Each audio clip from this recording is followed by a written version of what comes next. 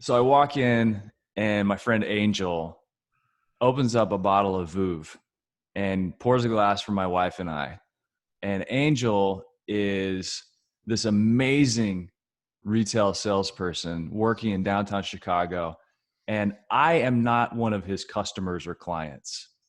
My wife's father, Gordon, is. He's bought many suits from Angel, and he's actually followed Angel from Saks to Neiman's and a couple other stops along the way because Angel is so phenomenal. He's so good that when Gordon's son-in-law and his daughter come into the store, he takes all the time that we need just to say hello, pours us glasses of real champagne. This is not sparkling, real champagne.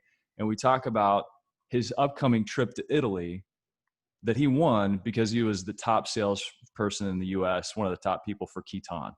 This guy is next level. You can feel the love that he has for retail.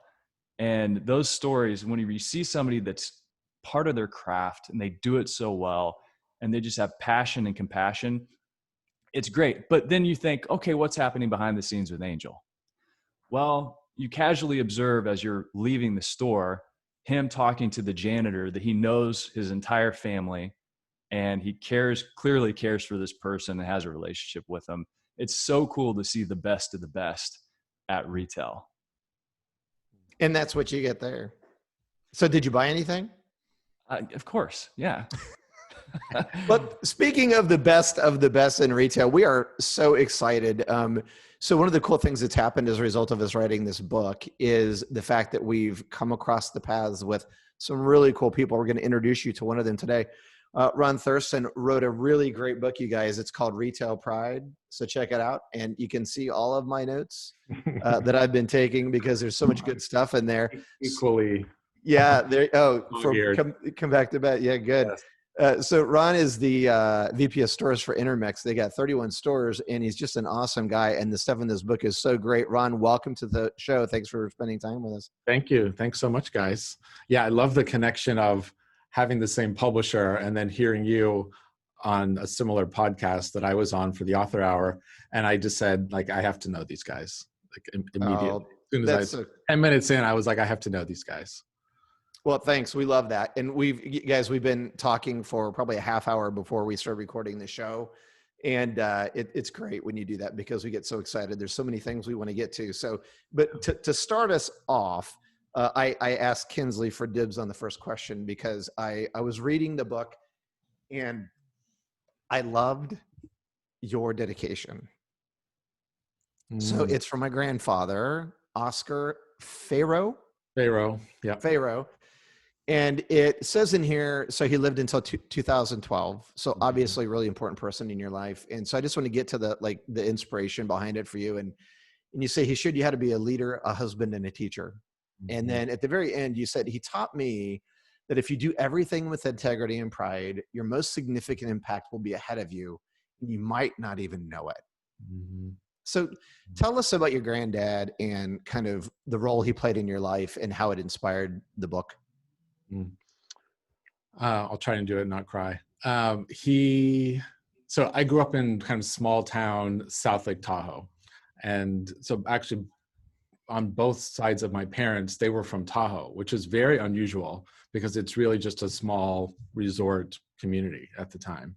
And my grandfather built like the first schoolhouse, the first grocery stores, the post office, and did some custom homes. So he was, I would say, relatively well known in the community. My uncle was the mayor of South Lake Tahoe. We owned ski resorts as a family. And so we were very entrenched in the community. But so as I was growing up, I watched him lead this relatively small construction company and ultimately became the primary, I won't even say, just the primary contractor to build all the Safeway stores on the West Coast. And so we actually moved to Sacramento from South Lake Tahoe because that's where the corporate office for Safeway was. So then he built a really large organization and then built grocery stores all the time. And I traveled with him really early as I could that made sense, where I could visit job sites with him and watched him interact with, everyone on site, all the guys on the job site, and watched him engage in a way that felt very kind of full of empathy, again, full of curiosity, full of love, and led in a way that I had never experienced and still rarely today. And that he was so connected, and everyone had such an important relationship with him, regardless of their role. And that was, he wasn't someone that would just the C-suite guy. He was in the trenches. He was doing the work. He was asking the questions. And, outside of work, he was volunteered with all kinds of incredible organizations, raised money for charity. He was just that man that everyone just had something great to say. And even though I didn't really have a passion for construction, I had a passion for leadership and leading in a way that he did. And as my career grew, he was definitely that person side by side. Like, I'm doing this, what do you think? I'm leading this way, what do you think? What do you think? And he gave me a lot of feedback along the way. And so, yes, until, not that long ago, he has been my mentor every step. And that has meant a lot. And I would like to say, that my leadership style is very much inspired by him. That's man, if you think back to those people that have an impact on moments in your life, I'm sure some come to mind, but man, when somebody is consistent over time and you get to witness them in situation after situation being the man or the woman or the person you want to be, and it adds up and it compounds over time, that is what really tends to stick. And it sounds like your granddad was that person. Yeah, he was definitely that person too. And I would actually even take it was almost more important outside of the work environment, because then how do you engage with the community? How do you build a sense of always giving back, always thinking about others, and always like learning and growing? And that's what he did. And so even I'm on the board of directors for Goodwill, like this idea of using your power for good, using your skills for good, however that looks like. It's not always just about running your own company. How can I contribute to the community? How can I make an impact just using my gifts that I have? So it's really important to me today, and just as it was important to him. And so you're right. I give all of my credit to him. Well, and clearly you're using your skills and your power for good as a leader in your company. And not only that, as someone who is now serving a broader community of people in your book. I mean, I love the subtitle. The title is Retail Pride. The subtitle is The Guide to Celebrating Your Accidental Career. Take us into that word, accidental. You think people just find themselves in these retail jobs and then wonder, how did I get here? What, Kinsley, did you wake up and go, God, maybe someday I'm going to be a mattress guy? Hey, it was even worse for me because I met you and you weren't even a mattress guy. You were the guy that bent wire. And then you wanted me to market wire that was bent for springs. I'm like, this is a dream come true. Well, I'm a moron because I got out of the mattress business and into the bent wire business, which I don't know how that works. But anyway, Ron, back to you more importantly. So talk about the accidental career. I've hired probably in the course of my career, I've opened dozens, maybe even in the hundreds of stores over the course of the last 30 years, and interviewed thousands of people and sat and listened. And, I do things that, I coined things after my own name, Ron's Roundtable. Ron's coming to town, let's have a Ron's Roundtable. It's my own kind of ego at work. I'm not sure my grandfather would have actually approved of that. But, so sitting and listening to everyone's stories, very commonly working in brick and mortar retail, regardless of your role, stock, sales, leadership, multi-store leadership, it was very unplanned. And there is no particular college degree that says, I'm going to be great at retail. There's no one company that says, I'm going to work here and I'm going to be good at brick and mortar retail. There's not one leader. There's not one resource that says, this sets you up for success. There's no common, no common platform that says if you do this, you will be good at this. And so there's this constant of like, yeah, I didn't really plan this, but this is where I am. Was very accidental. I started in college, and I finished my degree. I was doing this part-time, and here I am 20 years later. It just seems to be a very accidental, career. And so I actually intentionally wanted to use that in the title because it's very common to think. And the original working title of the book is, Retail, the career that's okay to love. But the idea of pride actually became a bigger word because pride's such a huge philosophy about being proud of what you do and proud of who you are. But the fact that it can be accidental. So I have a career that I love, that I'm proud of, it's for me an interesting mix of words and a title. Ron, let's talk about the accidental career, because it happens for 42 million people in our world, in our orbit, right? That's a lot of people. And you say here, on average, we spend nearly 45 minutes a day or 275 hours per year purchasing goods and services, which essentially comes out at, I got it right here, $2.6 trillion. So talk about one of the backbones of our economy. There's a lot of people in this gig, right? Yeah, huge. It's huge. It's, I think this year has taught us the value and the importance of our brick and mortar retail community and what it adds to our economic value and our human experience and the concepts of shopping locally and supporting businesses and growing the economy through brick and mortar retail. And yes, I think the other part of the conversation this year that has, I think, been very missed by the retail community is the fact that all the news goes to the growth of e-commerce. And that's great, and it's real. No one's questioning that, but it was always the smaller part of our commerce. And so if it was, there are different facts, depends on what you read, and it was about 89% brick and mortar, 11% e-commerce. And this year it's expected to be 15-25, which means that e-commerce has grown at like 30-40% increases over last year, and that gets all the news because there's an assumption there that means it's the decline of brick and mortar. And while there will be, a probably single-digit decline over this year, and a growth of e-commerce, we still own the majority of the commerce in this country and the world happens in stores. And no one's really sharing that in a big, bold way. And so then all this noise, all this negativity, I really want to change that conversation of say, you are part of an enormous group of people who provide a huge part of the economic success of this country. And you should be really proud to do what you do.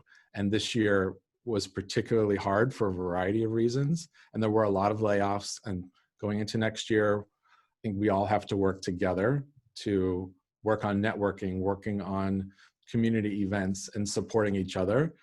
Because what has happened is if I've been in brick and mortar retail for 20 years and I got laid off this year, I'm not changing my career. I'm still working in brick and mortar retail. And you have to love it more than ever and use your network more than ever.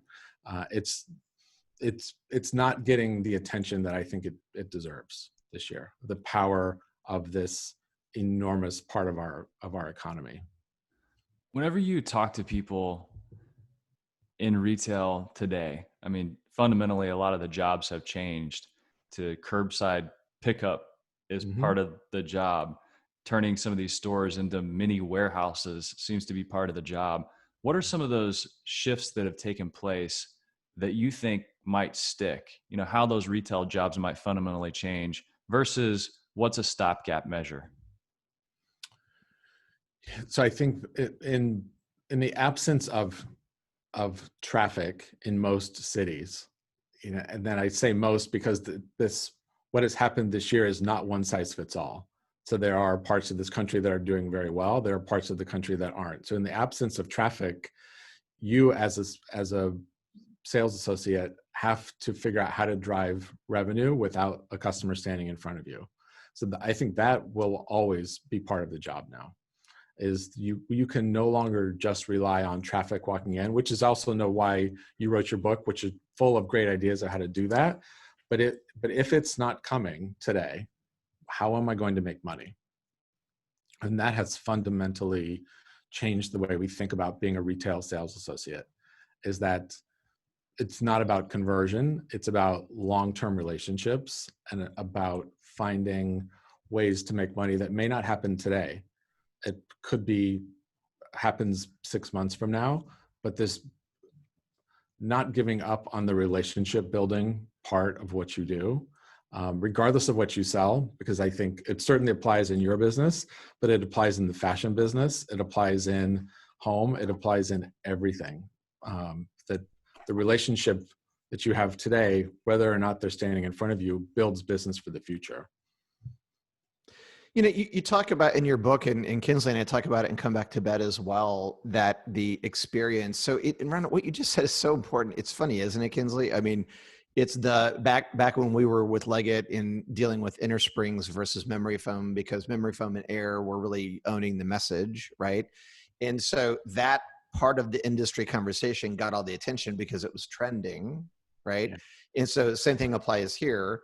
E-commerce is a lot of the conversation today because it's trending, but there's this whole other 85%, 90%, depending on the vertical you're in, that's not online. It's like the brick and mortar thing. Yep. And so one of the things you say in your book that we also talk about is the fact that if you're going to be in brick and mortar retailer, then you have a responsibility, and the responsibility is to create experiences, right? So do something that they can't do online. And right here on page 19, you talk about joy, right? Mm-hmm. And you say shopping in stores must either be as cheap and convenient as ordering from Amazon, or it must be entertaining and educational, offering memorable experiences that can't be replicated online. So can you talk about that in the joy of retail? Yeah.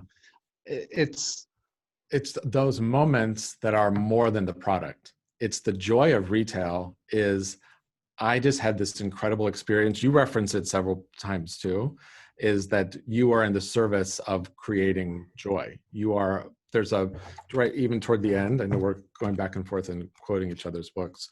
There was, you're in the life improvement business. I love that term because it's true. Joy is about enhancing an experience that is memorable and that you share. And so you've created whatever version of that looks like for that customer. And I think that's where I really spend a lot of time, is there's not one version of what joy looks like. It's whatever creates joy for that particular customer, family on that particular day at that particular time.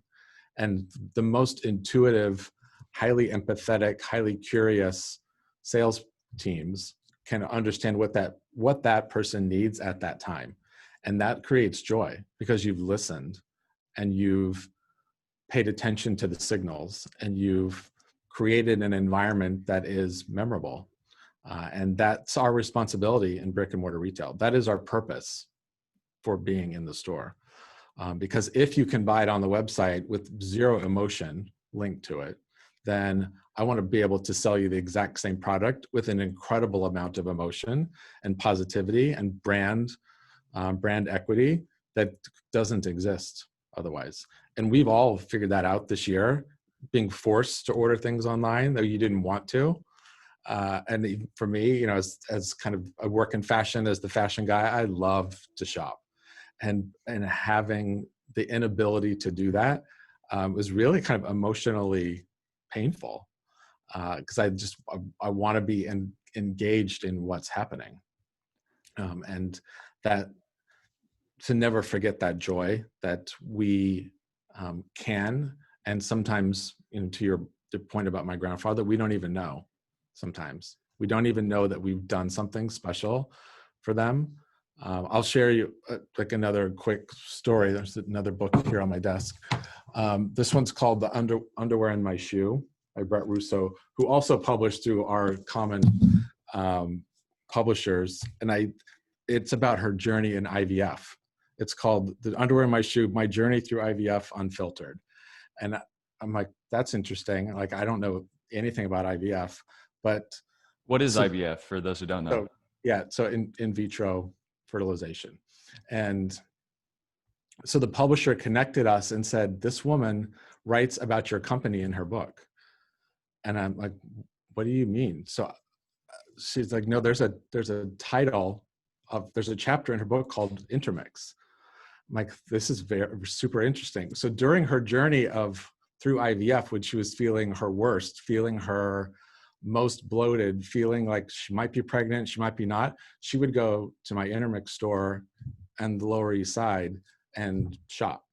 And she never actually bought anything, but she writes about the experiences that she had in the store and how beautiful the sales team made her feel, and that she felt like kind of her New York self, and that she felt so beautiful and powerful just going in there and trying on clothes. So her book came out in September. She and I are, of course, now like best of friends, and she lives in a house in New Jersey with, the family that she has through IVF. And it's just so beautiful to say, you actually have no idea the impact that you just had of a woman trying on clothes in the fitting room. You made her feel beautiful, and she wrote a chapter about you in her book. And so I've shared this, of course, quite loudly on with my sales teams, is that you don't know what that impact is. And that for me is the core of what great brick and mortar retail. It's so powerful. It's not about selling things. And I can't speak about it enough. It gives me such great joy to even talk about it, because it's underrated and under celebrated, which is why the cover of the book is so colorful. It's interesting to hear you talk about this person who was going through a very difficult time. She was going through this massive transition. And in the furniture and mattress business, we talk a lot about people are in transitions whenever they come into your store. And that's the biggest opportunity for you to serve them and win and connect with them in a meaningful and emotional way, because transitions are scary. Yeah. They're full of uncertainty, even if it's an exciting and positive transition. And I actually hadn't brought that down to the retail level for fashion and clothing, but so many people are going through some sort of transition. Maybe they're changing their entire wardrobe because they've reinvented themselves and they've lost a lot of weight, or maybe they're going on a vacation and it's meaningful and significant in their lives because it's going to mark an anniversary. And I think if we just zoom out and think about the transitions people are in and how tough they can be, man, we know how it feels to go through transitions in our own lives. And if somebody just came along and gave you just a little word of encouragement or a little nudge in the right direction or a little, hey, let's have a great day together, man, it makes a huge difference. Just how are you doing? This is the year of being empathetic and just asking questions around, how are you feeling today? And as leaders, and running a large retail organization, that's my number one responsibility, is to making sure that they're okay, they're safe, and they're well taken care of, and they're heard, and that I'm providing the necessary resources for them to be able to do that. It's not hammering them on sales results.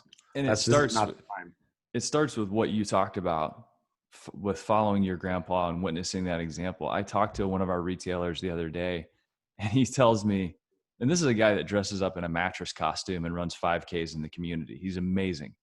And he tells me, he's like, Gen Z, or he's like, yeah, Gen Z. He goes, Gen Z is amazing. I go, really? Like, everybody bagged on millennials for so long, I thought it was only going to get worse. He goes, no. He goes, it's getting better. There's only one key thing you got to do. You just got to give them purpose. You got to tell them, we're here to change people's lives by sleeping better. And we're going to help them outfit their home in a way that makes it their nest and a place they love to be and memories with family. He's like, if you give them purpose, they're incredible. So I think that, and I go, well, what about millennials? He goes, oh, it's the same thing. You got to have the purpose. It's the same thing for all of us. Whenever Quinn so passionately shared the mattress industry with me, I'm like, bending wire, great, 2 thumbs up. No, he said, this is all about helping people sleep better. You sleep better, you live a better life. And sleep impacts every moment of your night, if you're sleeping bad, and your day, because you want to feel effervescent and rested. So that purpose piece, and I could tell that you do that, Ron. Yeah.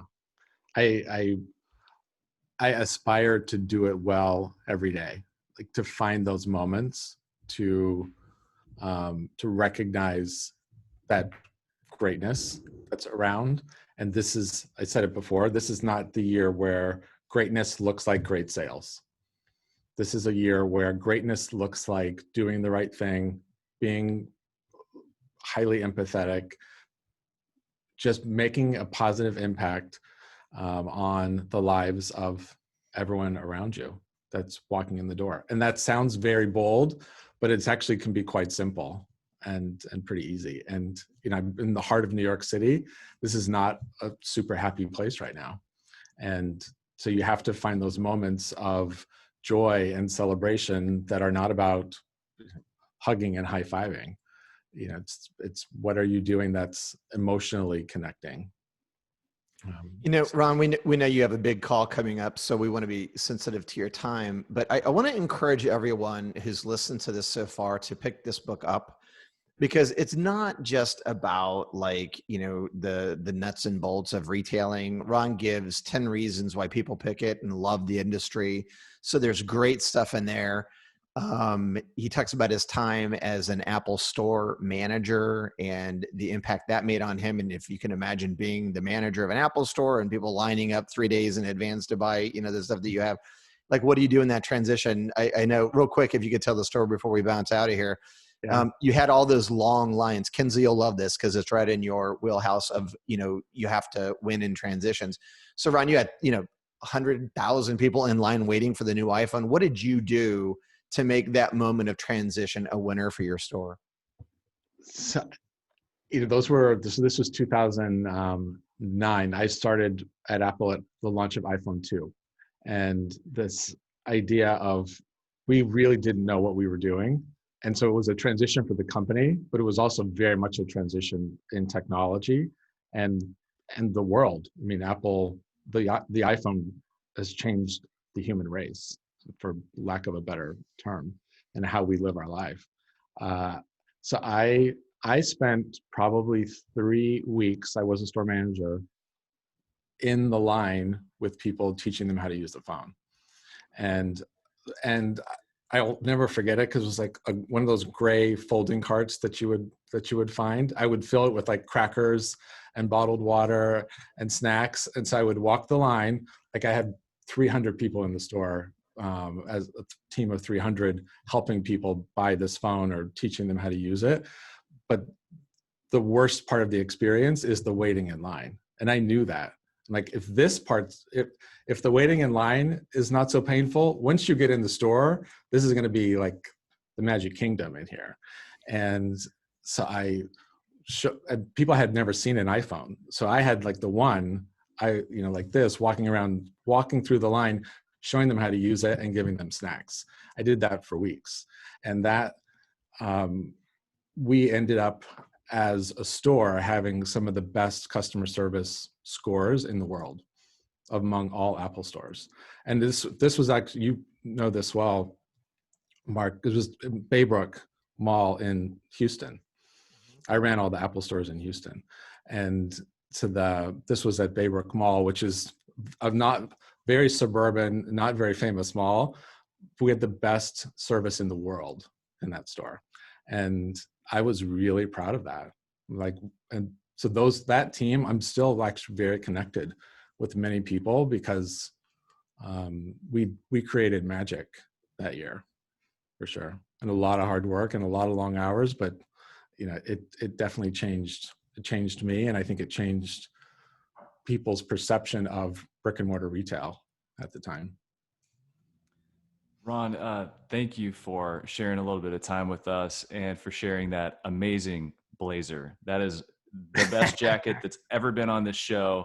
by It's far. actually made out of fleece. It's like sweatshirt fabric made into a blazer. Oh, before we go, I have a question for you. Maybe you can solve a problem for Kinsley and I.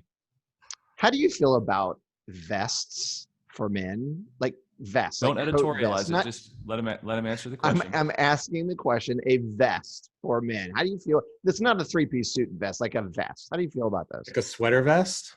Yeah, it could be a sweater vest or like a vest, like a jacket vest. I'm mixed on it. Okay, well, how about this? That's not the answer we need here, buddy. Ron, you put together some thoughts about vests, and we'll have you back for part 2, because I want to go through your top 10 reasons to dive into retail, and I really love number 5, and I'm going to leave it at that. And definitely pick up Ron's book. It's called Retail Pride, the guide to celebrating your accidental career. And look, if you're a leader in an organization, or if you have a retail job and you want to find your purpose, you want to inject your business with more purpose, and then pick up the book, especially now. Now is the time. We'll put links in the show notes at mattresspodcast.com. And we just kind of recommitted you to another episode. I'm all in. We have so much more to talk about. So true. All right. Well, thanks again, Ron. Have a great rest of your week, and we'll look congratulations on your book as well. I know you're just a few weeks into it, bestseller status. You are the #1 new release in the retail industry, which is the slot I had like 4 weeks prior. So it's great that we are kind of running side by side and adding value to the industry we both love. All of us love. Hey, thanks for who you are and everything you give to your industry. It's obvious that you're making an impact, and we love who you are and we love what you wrote. So thanks a bunch. Thank you. Thanks, guys. We'll talk to you soon.